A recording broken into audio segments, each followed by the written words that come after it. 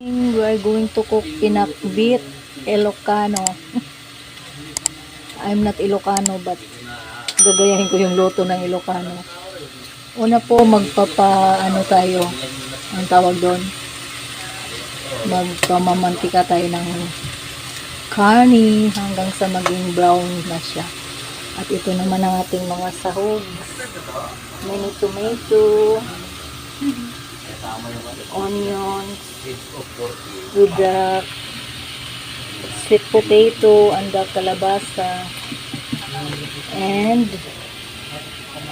the string beans, bitter ampalaya, okra, and eggplant. I will show you later how the Carabao how to cook. Actually, gagayahin ko lang yung luto ng Ilocano. Okay? Luin na po natin hanggang mag-brownish yung karne.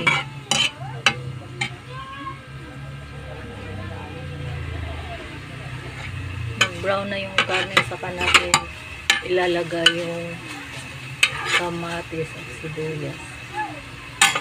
Na po ang ating pork. Set aside natin siya at ilalagay na natin yung ricados natin. Ilalagay na po natin yung sibuyas. Ayan.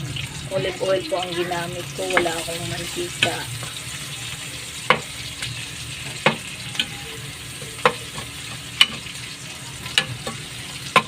Pakbit Ilocano. May kamatis din bang pakbit mo? Sa amin kasi Bisaya, walang kamatis. Gagayahin ko lang yung pakbit ng best friend ko. Kasi lang yung may kamatis. Ngayon, lalagay na natin yung tomato. Yan ang dami kong tomato. The more tomato, the more mas masarap daw. Yan. More tomato. Hintayin natin na mag-ano yung kamatis. Na maluto yung kamatis. At buburodo natin. Hintayin natin maluto ang tomato para maglagay tayo ng bagoong. Tatakpan natin. Just a minute. Durog-durogin na natin yung tomato para mag-sauce. Yan na yung pinaka-sauce natin. Durog-durog, ang daming tomato. Maasim-asim na ano to. Nakatikim kasi ako ng pakbit sa Tarlac. Doon sobrang nasarapan ako. Gagayahin ko yung pakbit nila ngayon. Ayan, mix-mix na natin. Nagtubig, nag-sauce na yung tomato. Ngayon, lalagyan na natin siya ng bagoong.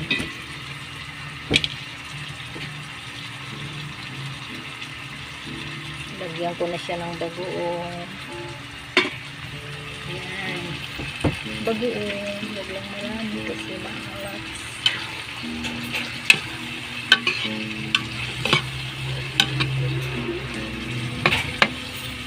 Then, lagay natin yung sitaw daw.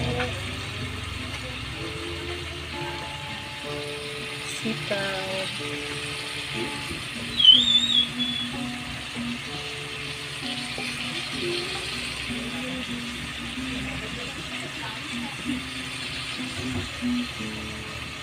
Then, ampalaya.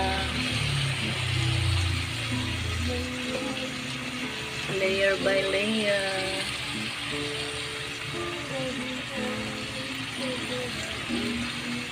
Then the kalabasa and the potato.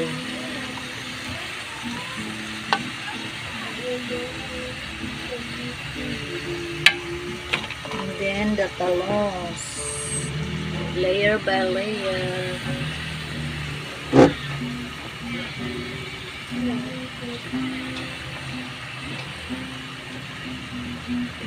Tapos, pinakahuli ang pinakaibabaw ang okra.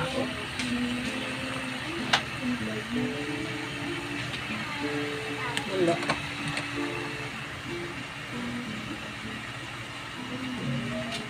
Then magic syrup. Konting para masarap. Hindi. Yan. And tatakpan na natin siya with the low fire. Ito, sisilipin ko na po yung niluto ko. Baka nasunog na. Wow! Ayan na nga. Anong gagawin ko dito? Halukayin ko.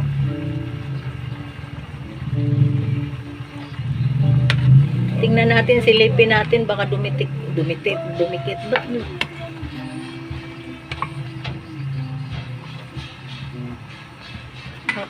halukatin natin. Ipailalim natin yung nasa ibabaw. Ay, nahulog si Darna.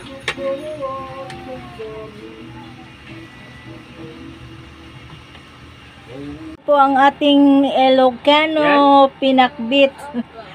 Bubuksan na natin. Tcharam! Yan, umuusok-usok pa siya. Yan na po ang ating pinakbit. Wala po siya gaanong sabaw. Kasi pinakbit nga. Pinakbit sa kamatis. Kain na na.